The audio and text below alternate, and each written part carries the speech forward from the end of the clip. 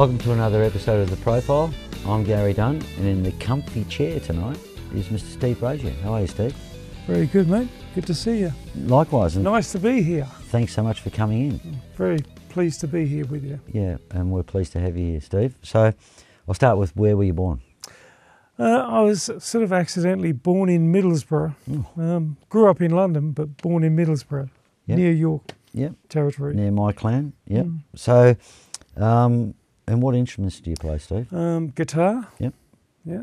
And you sing? And I sing, if that's an instrument, It is? Yeah. Is it?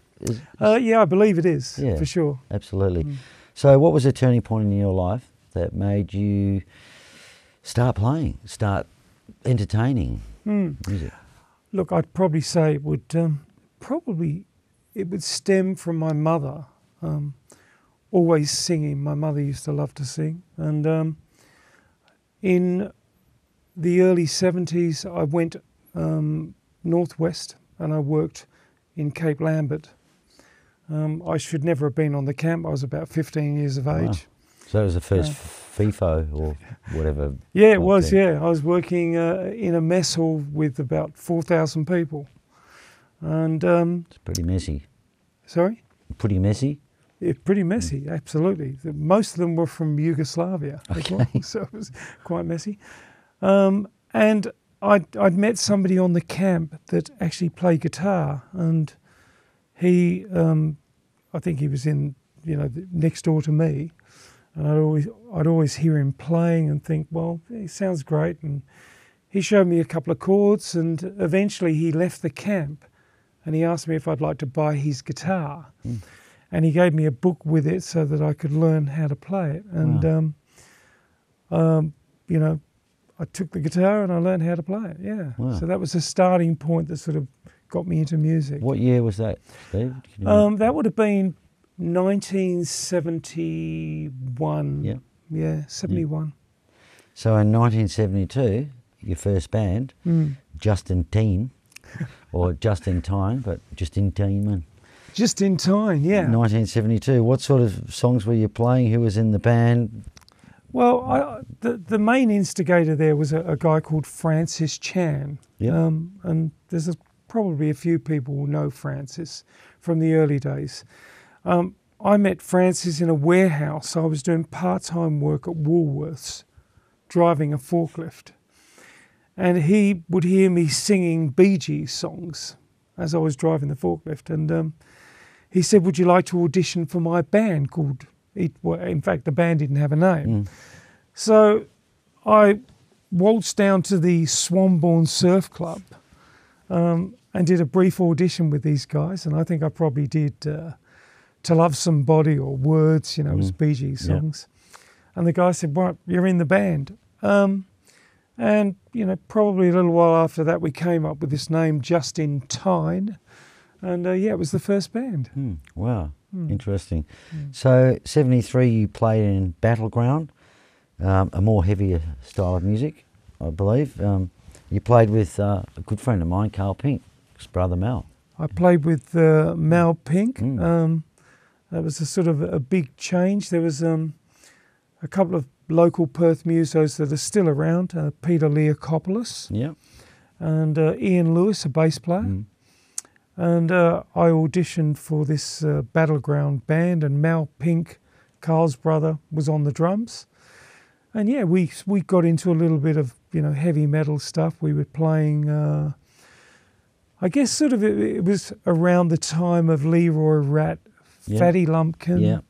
We were doing the Canterbury Courts, Embassy Ballrooms, and playing Deep Purple, Uriah Heep, Led Zeppelin. So, cut my teeth on a little bit of metal. Cool. Yeah. So you then moved to Darwin. Why? Well, it was, I think I'd sort of broken up with one of the first girlfriends and, shattered my heart. And I think because I was so sort of down and out with it, I sort of left the band and I caught a plane to Darwin. I did the milk run back in those days. And rocked up to Darwin, not really knowing what I was going to be doing there, but I took an acoustic guitar, which I'd sort of learnt to play reasonably well. Got to Darwin, and I joined a band called Machine Head. And we played at the Fanny Bay Hotel. Right. And I think the other hotel there was the Victoria Hotel. And not long after that, this was in early 74, got out of Darwin 4 weeks before Cyclone Tracy hit. Wow. Somebody offered me a gig in Adelaide as a lead singer in a band called Astrakhan. So we made our way to Adelaide. Yep. It's funny that Darwin and Adelaide's very, very close sort of up and down thing, isn't it? That trip's sort of interesting. I always remember when we went, the Garn. The Garn is the train now. The Garn was the train. And you've the got Garn, Astrakhan. Yeah, I joined Astrakhan. Yeah. You got off the Garn and joined Astrakhan. Yeah. Very good. Yeah. We drove down to Alice Springs, and then we caught the Garn from Alice Springs, because in those days the Garn only travelled from Alice Springs to either Port Perry or Port Augusta. Port Augusta, I think. Yeah. And then we got off the train, and I was with another guitarist, and we were actually taking over from a couple of members of Astrakhan that went on and formed Stars. The Stars, yeah. The Mighty Rock, the Mighty Roll. That's it, yeah. So did you ever meet Fanny Schmeller in Fanny Bay? No, seriously. No, I didn't. No.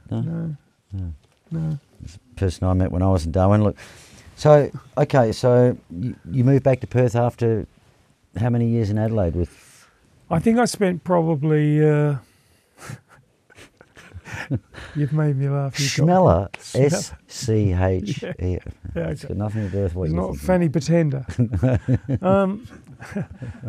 Moved to back to Perth after about, I'm guessing probably close enough to a year and a half in Darwin, in Adelaide. It's like the Bermuda Triangle, really. It was a bit, you know. back to Perth because I think at that stage I'd really sort of cut my teeth learning to play acoustic guitar, and really thought that I could go out and play solo. Yeah. So, back to Perth in, that would have 76 been... or? 75. Yeah. 75 back to Perth. Yep. And So you did a solo at the Golden Rail Tavern. Are there other taverns? There's a little story prior to Yep. that, and the story was quite interesting because when I got back to Perth, I never really felt confident that I could go out and perform as a soloist in Perth. And at But the you time, did feel confident in Bunbury or Well, I kind of made up a story. I decided that I was going to get myself a gig come rain, hail or shine. And I made a phone call to a place called the Seacrest Restaurant in Bunbury, and I pretended that I was a promoter. Okay. I came up with some name and I said, look, we've got this guy. He's just come all the way from Adelaide. He's doing a tour. His name's Steve Brazier, and he's available to come and work at if you'd like to have him for the weekend and play in your restaurant. And of course they jumped at the opportunity. Very entrepreneurial of you, Steve. That's a great way to get a gig. And I ended up getting the gig, and when I got down to the Seacrest Restaurant, I played the night, and it was very successful. They said, look, would you and your wife, this was a girlfriend from Adelaide, like to come down to Bunbury, and we'll accommodate you and you can live here. Wow. And you can work at the restaurant 3 nights a week playing. And cut a long story short, I just said, well, that sounds like a pretty good plan. So I ended up in Bunbury for another 18 months. Wow. Cutting my teeth playing solo. And then you moved to Perth to do Moved back to Perth. Yeah, Golden Rail Tavern. My first gig back in Perth was actually the Golden Rail Tavern, Wow. yeah.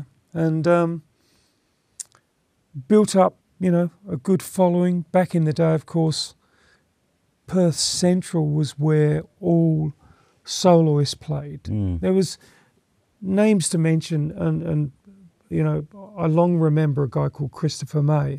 You'd remember Christopher May. Well, unfortunately, passed too early.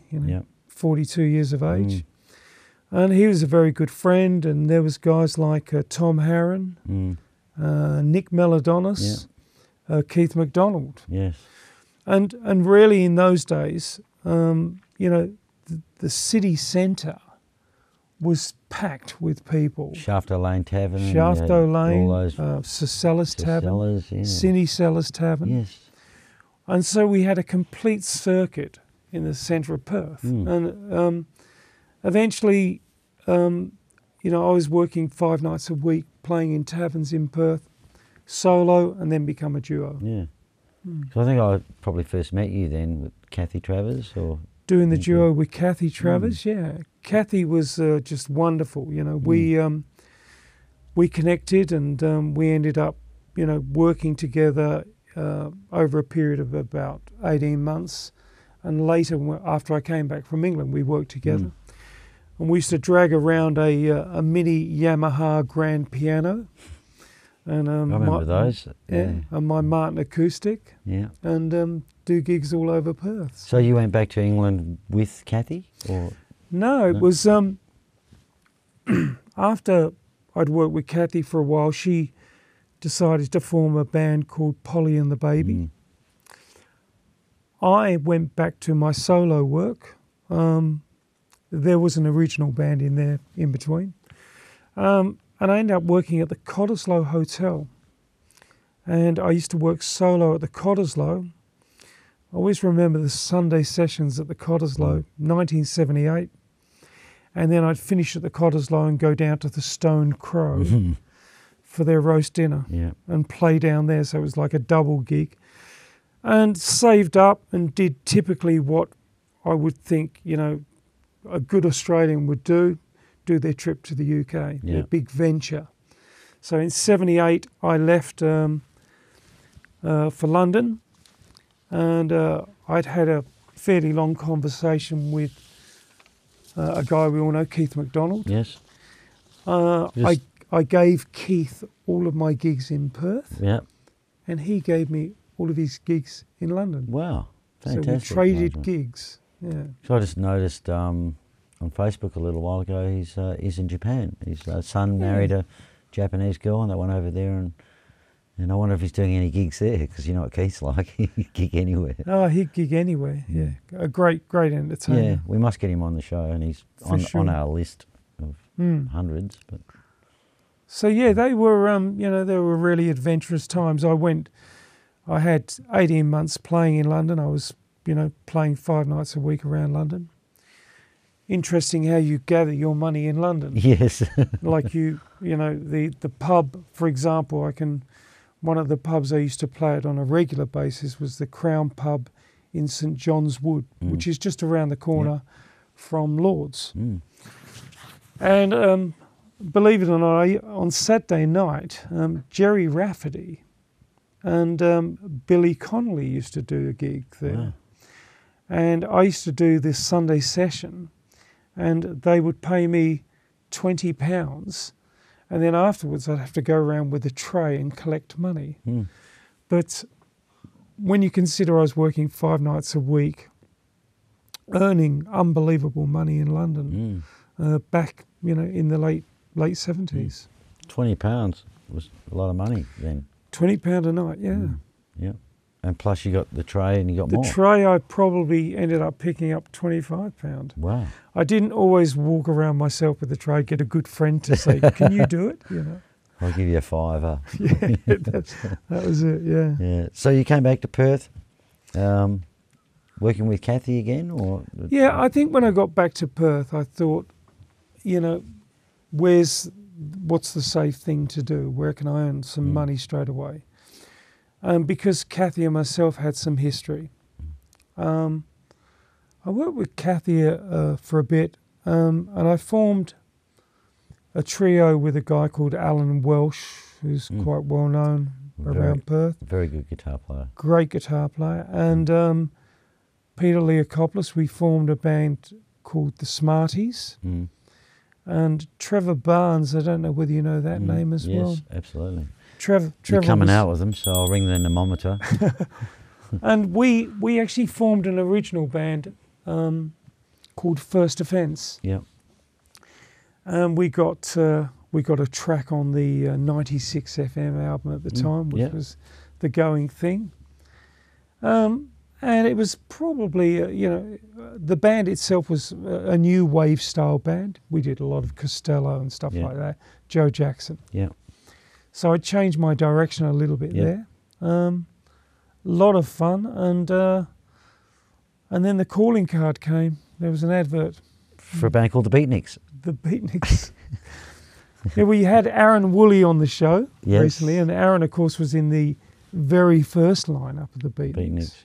That was with Tony Dean, Peter Dean's. Well, it was Tony Dean who put the advert in. Tony Dean he was in the original band with Rob Watson and Bob on drums.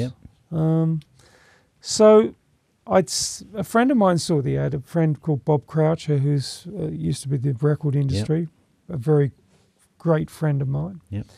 And Bob said, you should be going for this. Like you grew up with the Beatles, you sing Beatles songs. Why don't you, have a go at this? And they'd advertised to take the show to Sydney. So I went for the audition, which was fairly easy for me. And a whole new band was formed to go to the Eastern States. Was Tony managing that? He was. Yeah, I thought so. Yeah. Tony managed the band, and we had 4 new members. Like my tie? I love the tie. I've actually got one of those at home. If I'd known you were going to wear it, I would have worn yours. Yeah. Well, I get supplied ties from my producer, and I'm not allowed to wear the same tie. Well, I've noticed that you wear different ties. And I think this one only cost $1.95 actually. Mine cost a bit more than that. Yeah? Okay. You got ripped off, I think. No, I think you got yours at Salvo's, didn't you? Yeah. Well, I don't shop for them. My producer does. I think he goes to Salvo's and somewhere else. Yeah, there's a few places. I shop at the same place as you do as well. Okay. I don't shop there. You don't? Wouldn't be seen dead there. Okay. To be honest with you, yeah. And look, my wife does my shopping, my clothes shopping, or my producer. So, there you go. They do a mighty good job, mate. Thank you. Yeah, you're well groomed. Thank you very much. So, okay, back then, tribute bands, which we all know, huge now. There was, you probably pioneered this really to a degree. Well, I think the whole tribute band, I think the original lineup of the Beatniks, which went for, it was about a year. It was after, John Lennon passed. And I think the idea was actually Des Joseph's idea. He actually came up with the name the Beatniks. Yeah. And Tony Dean took it on board and put the band together. And I'm led to believe it was actually the first tribute band in the world. I'll call Aaron for that one. Yeah. But I know that it was the first tribute band in Australia. Yeah. So I joined the band when Tony Dean had decided he wanted to make a bigger thing of the whole deal. Yeah. With the costuming, the Sgt. Peppers, the early suits. And, you've got to hand it to Tony Dean. Yeah. He did a fantastic job. And so I joined the band with a guy called Steve Fidock. Steve Fidock was in Seal and the Bean. Rocky Evangelisti and Gary Carrigan. That was the lineup that went to the Eastern States. And we went to the Eastern States on a 3-month tour. And I ended up staying doing Beatles, not with the Beatniks. Things changed. And you didn't have to carry the tray around either, probably. Well, I tried carrying the tray around, but it just didn't work. We had a very quick, brief stint with Tony. It was just general disagreements about things and where you wanted to go. And we formed the Beats. We left the Beatniks, the 4 players, formed a band and changed the name to the Beats.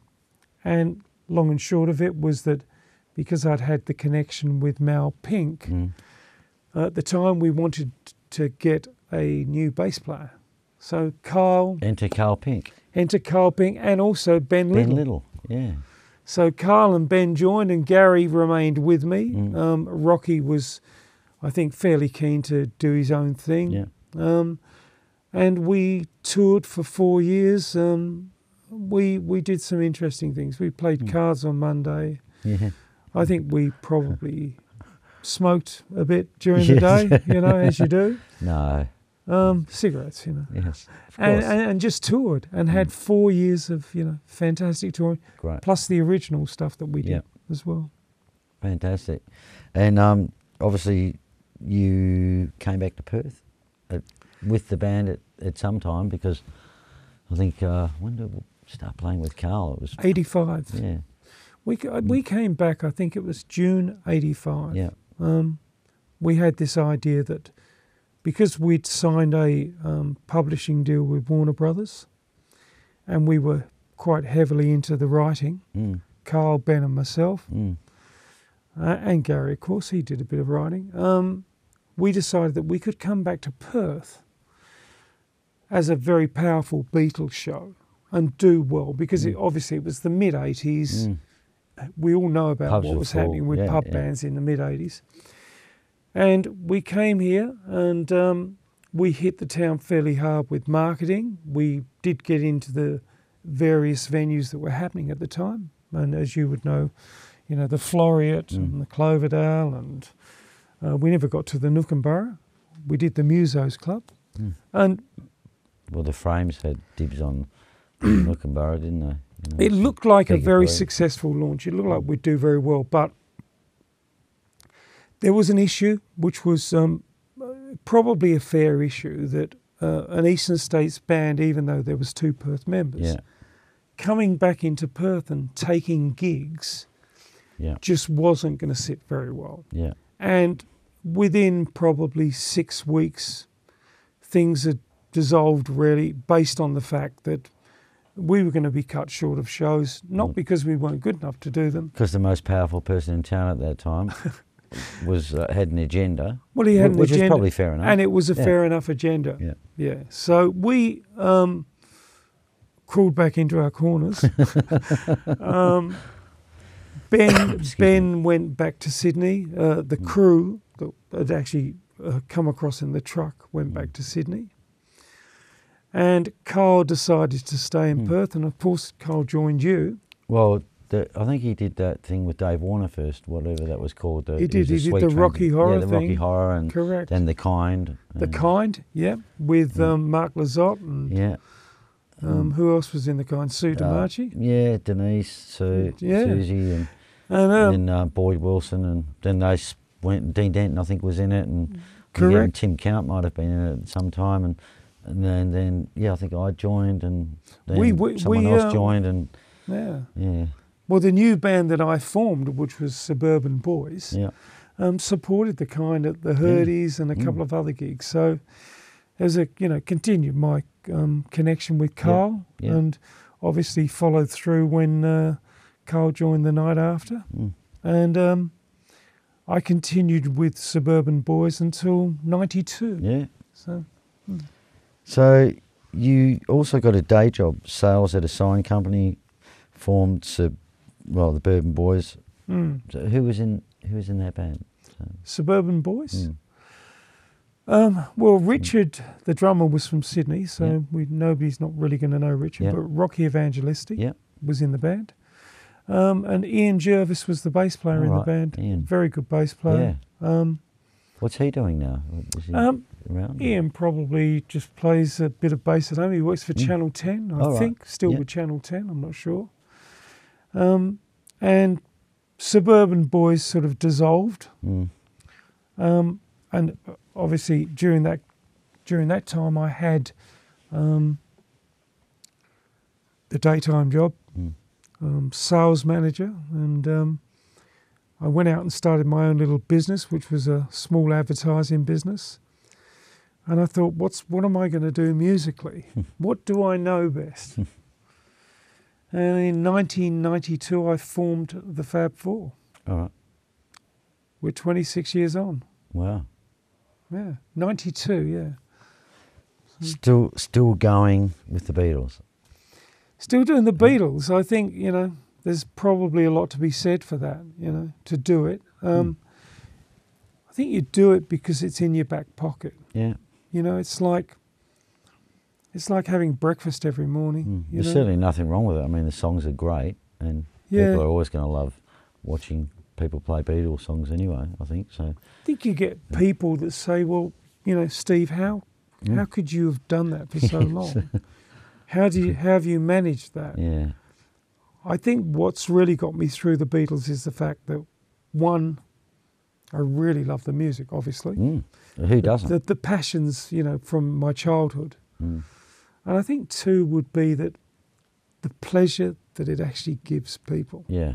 The audience. Yeah. And when you do a gig, you get a huge amount of satisfaction that these people just go off. They love. That's what it's about. What you're doing, yeah. And it's worth a lot to you. Yeah. So, moving on a bit, 2000 VIP Entertainment. Probably, I think you were the first booking agent, if you like, to have a website and start promoting in different ways. So you're sort of cutting your ground there as well. Can you tell us a little bit about that? Or? Yeah, I think probably cut a little bit of ground with having the technology and understanding it. I'd had a small advertising business before that, which gave me an insight into doing websites. The very early websites using Dreamweaver. I had a friend that came in and showed me how to do all these things. And I formed with Jennifer Major, whom you know Jennifer. Yeah. And Jennifer and myself formed a VIP. It was actually an existing business prior. Okay.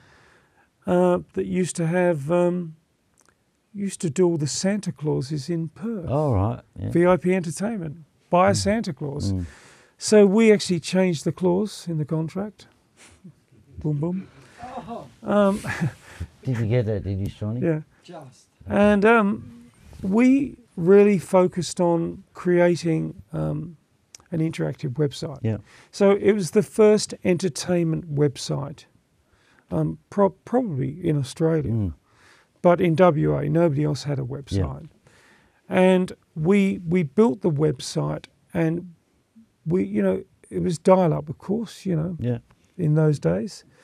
So we had to do little tiny videos about that big, and put them on the screens, and we'd go out and video people, and we'd do audio files as well, get them into the studio, record them, and do audio files. And it was an amazing way to sort of market. Nobody had seen this form of marketing an act. No, of course. Everyone's got an audio file. Course. Everyone's got a If video. you haven't got those things, you don't get any work. What's next? But we also, I think, the thing that we did from 2000 was really developed tribute shows. It was really our main focus of entertainment. I remember then doing corporate gigs with our generation, and there was always like Tom Crane or Freddie Mercury, Jay Yates, that'd be the Cher, floor show type thing. Yeah. All of them. His brother John Crane, and the Blues Brothers. Yeah. So there was a lot of development went on in those early days. Another guy I should mention is Ricky Da Silva, who did Michael Jackson. Yeah. Ricky was great over those years, and not easy doing Michael Jackson either. Not at all. So there was always a development thing going off. We were filming in our garage, and eventually, of course, when things improved on the internet, we improved the videos, and the website these days has got lots and lots of videos, all actually filmed from iPhones. Wow. iPhone's killed the camera, hasn't it? Absolutely. So yeah. Sorry, what was that, Shawnee? Are you trying to... Okay, yeah, sure. Are you going to ever get on the show, like to show your face? No. Yeah. Just going to talk. As you say, video killed the radio star. Yes. It's a good name for a song, isn't it? It would be, yeah. Probably a hit single. I'm sure you've played it a few times. I have. Yeah. So these days, you do well on the cruise ship circuit. Yeah, we with the Fab Four, we started doing cruise ships in 2011, and the first experiences were just unbelievable. I have vivid memories of arriving in Korea. That's South Korea, of course. Yes. And Busan, I think, the support there, and doing our first cruise ship gig. And we rocked up to this ship, which was called Legend of the Seas. And we just looked at it and died. It was like, really? This was so big. And, 2,500 people on the ship, 1,000 crew. And then when we're told when we get on the ship that all we have to play for is 45 minutes, one night, and enjoy the cruise, 5-day cruise, enjoy that and just do your show. So the headline show thing became something that we really enjoyed, and we got to see a lot of Southeast Asia. We got on board some of the biggest ships in the world, Ovation of the Seas, 5,500 passengers, 2,000 crew. Quite amazing and privileged to be able to have done that. I think very lucky. And Didn't get seasick? No, never really. In terms of these trips, it's like being on a floating, hotel. It's wonderful. And the only, when you say do you get seasick, I think you probably can get sick of it. And what I would say is that after doing 50 cruises and thereabouts, you're not cruising anymore. Well, you're cruising. The problem with cruise ships is that it's great doing the performance, but it's not so good when you eat so much food and you drink so much alcohol and you need to go to the gym to try and get the weight off after you've done the cruise ship. Yeah. And that's become, the little thing where we've cut back on the cruises. Yeah. I noticed you did one a little while ago.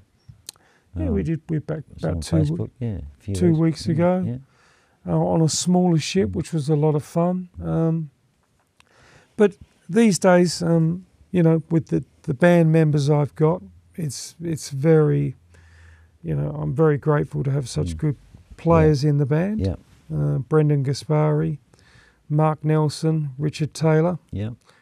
Great players, great, to cruise with. We get on very well. Yeah. We have a lot of fun. I think probably that's the most important thing is that, you're connecting with your players. Yeah. And that obviously feeds through the audience. Oh, it does. Yeah. We've kind of got it off. It's very working on a cruise ship is being theatrical. So you can't just get up there and play Beatles songs. You've got to put on the Scouse accent just so you sound like a Beatle. And you've got to have also the quirkiness of the Beatles. And it's great, we've got a left-handed Paul McCartney as well. Yeah. So. Would it be fair to say that your earliest influence by a musician or band would be the Beatles? My biggest influence? Yeah. Fairly debatable. I mean, I'm not sure whether they were my total influence in music in terms of what music I love and what I cut my teeth on. So what is your favourite music? I think probably in the early days where it was more acoustic. Bands that I like were bands like Supertramp. Yeah. I was a big fan. In the early days, I was very much a Neil Young fan, Cat Stevens. Yeah. And outside of that, there'd probably be Pink Floyd and Deep Purple. So there's a fair mix there that, Harry Chapin was a great influence for me musically. But, the Beatles stuff is just in my head. It's just always been there. Yeah. So what would your favourite band of all time be? Would it be the Beatles? It would be the Beatles, yeah. It would be very hard for me to go past that. So if you were stranded on a deserted island, you can only take one album with you. What album would that be? I think I would probably go for a double album. And I think it would be Harry Chapin's Greatest Stories Live. Wow. Would be the album I'd take with me. For the stories and the love of that music that Harry Chapin created. Yeah. Fantastic. And what would your favourite TV show have been growing up? Are we talking about when I'm young or when I'm... When you're growing up. Yeah, I think sort of if we went to a couple of favourite TV shows, as a young kid, I probably would watch the English version of Thunderbirds, which was Fireball XL5. All right. You might not remember. I do remember that. Do you? That's a bit sort of like... Yeah, different. a bit different. And I think as far as my favourite TV show goes, it would be Seinfeld. Okay. Seinfeld fan, Larry David, you know, Curb Your Enthusiasm. Yeah. Love that humour. Well, it's Jewish humour. Yes, you know. Exactly. So do you have any unfulfilled ambitions, Steve? Something you... I think something I'd really like to do, I'm not sure whether you'd call it ambition, but it would be fun to do it. I'd love to go back perhaps to the UK for a year and play.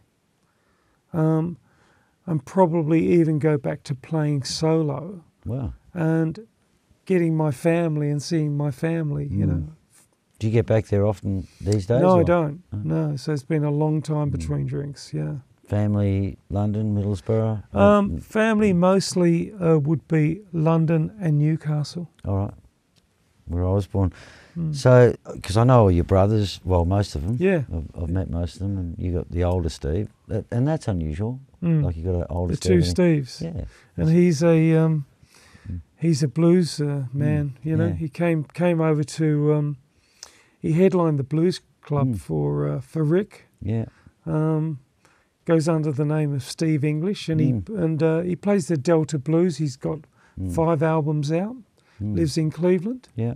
And he's Steve and Derek Brazier, same as me. Yeah. So, Wow, long that's story. crazy, isn't it? Yeah. And then, of course, you got Mick. And Mick, always been loved the music industry as well. Mick. And there's Paul, you know, unfortunately not with us anymore. And young Jeff. And you, and then young Jeff, Jeff was a roadie in the early days.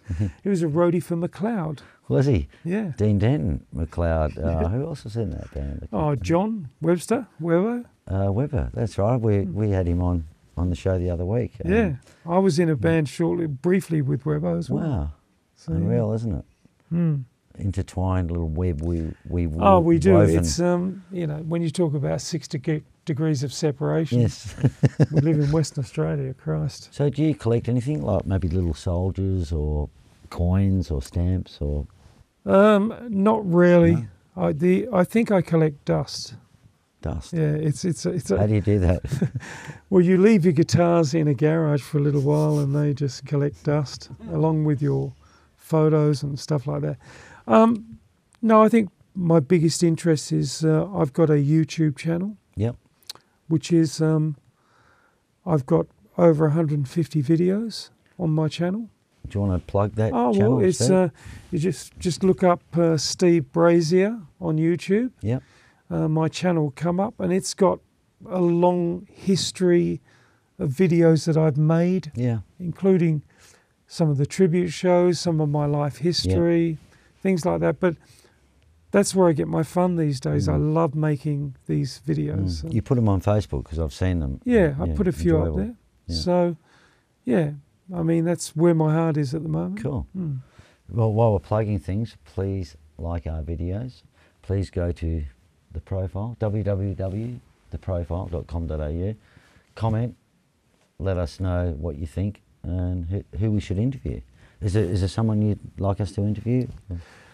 Look, I'd probably, if I was thinking about, there are so many great, players in Perth that have such long histories, and I probably think, probably off the top of my head, I mean, it'd be great to have Kathy Travers in here, but these are people I've played with. She's still in Perth? She's in Perth, yeah.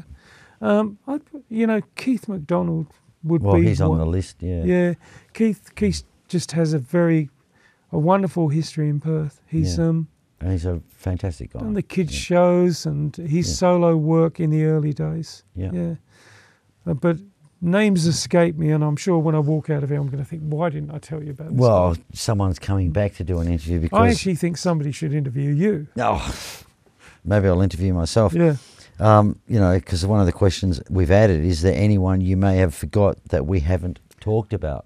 People? Yeah, and you'll leave here and someone's going to come back and do another interview, which we can't air, mentioning no names because they feel really bad about not mentioning a couple of people. So it's difficult to remember everything. It is. It's difficult to remember.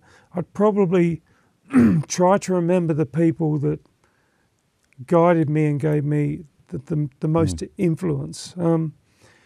There's a chap in Perth called Guy Paris, who's a banjo player, guitarist, played in a band called Bungara, which was... you were going to say played in a bung.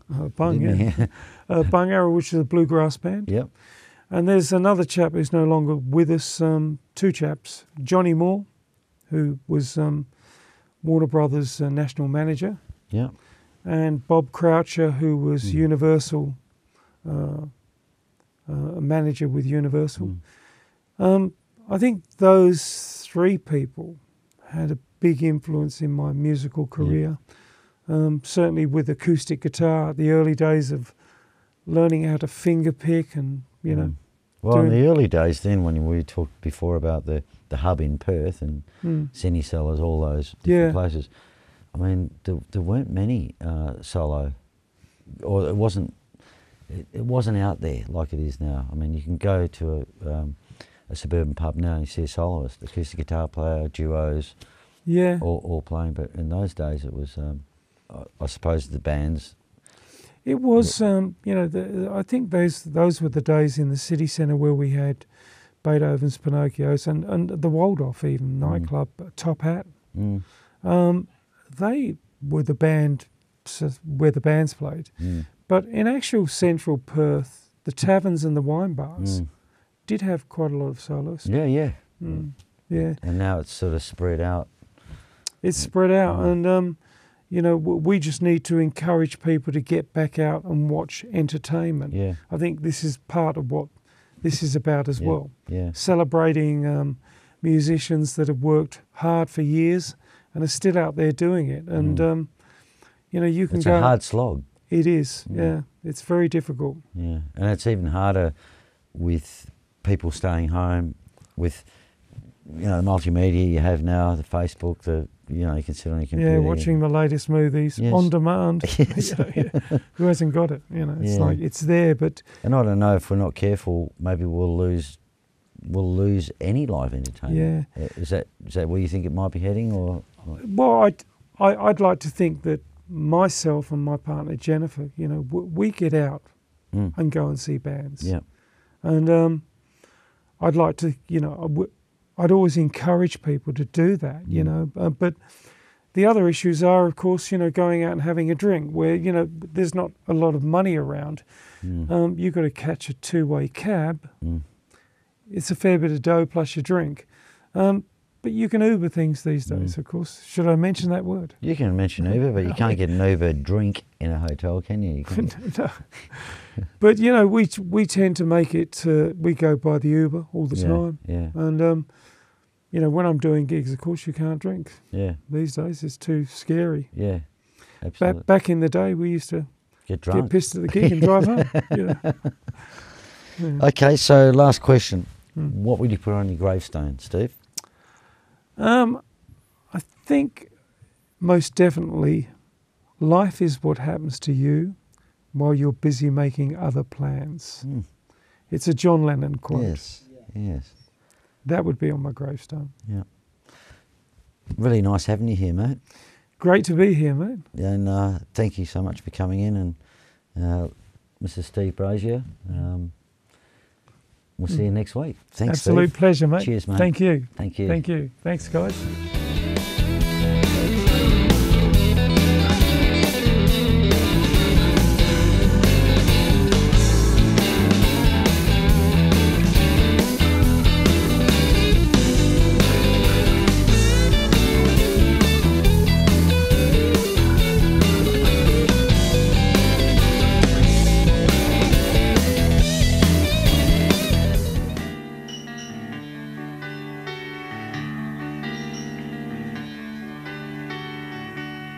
Don't go changing to try and please me. You never let me down before. Don't imagine you're too familiar, and I don't see you anymore. I would not leave you in times of trouble. Never could have come this far. Oh no, no, no, I took the good times, I'll take the bad times, I'll take you just the way you are.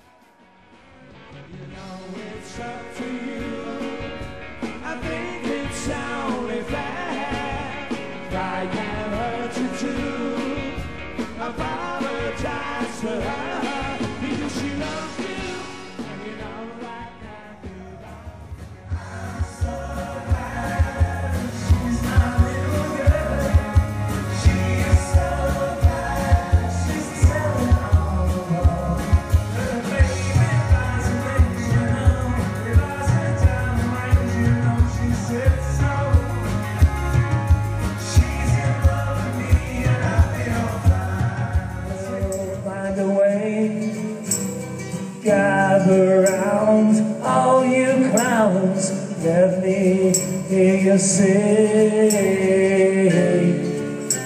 Here we go!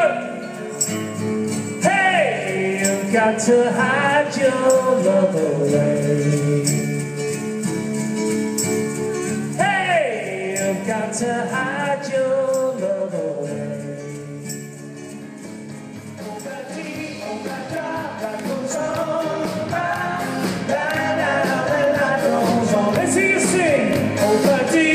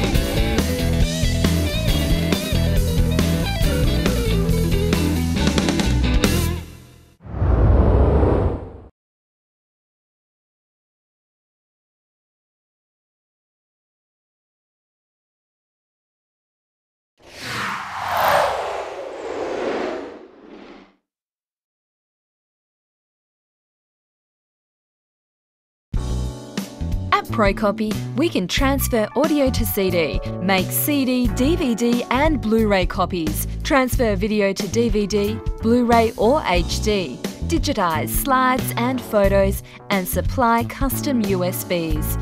You can see more details at procopy.com.au or call us on 08 9375 3902 for more information.